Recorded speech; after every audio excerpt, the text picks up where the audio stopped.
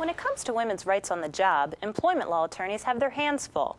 Two significant U.S. Supreme Court decisions and recent EEOC guidelines are keeping them busy.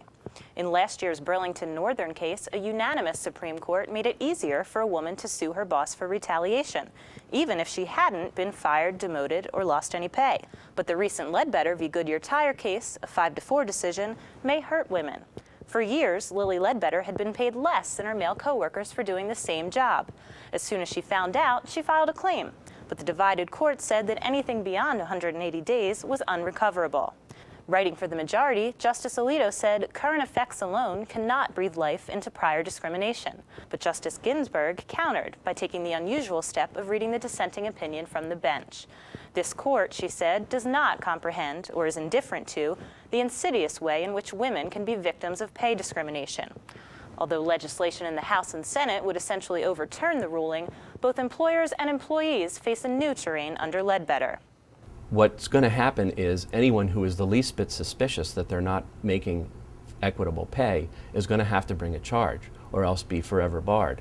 On the other hand, HR managers are going to have to deal with more claims in all probability from people who maybe they're paranoid and maybe they're just not being paid fairly. It also raises a challenge, though, for employers, because it may be that more and more employees will bring claims earlier, and an employer may end up facing more litigation over these kinds of cases than it might otherwise.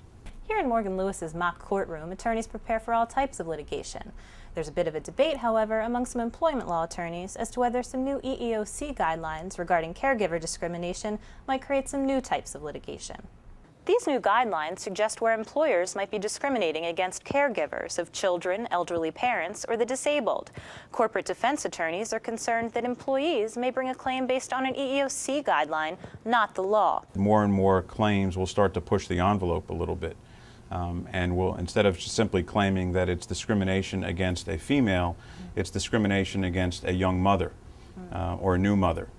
So that it's not so much the gender, but it's the gender and the family responsibilities, and then the argument will be, you're treating me differently than you would treat a father or a male who just became a father. These types of cases have been creeping up over the past decade.